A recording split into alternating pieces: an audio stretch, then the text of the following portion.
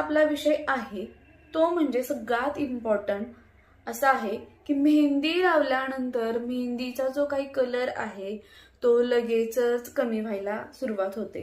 म्हणजे मेहंदी लावल्यानंतर काही लोकांचा 4 दिवसात, काही लोकांचा 8 दिवसात, तर काही लोकांचा 8 ते 10 दिवसामध्येच कलर काय होतो पूर्णपणे निघून जातो.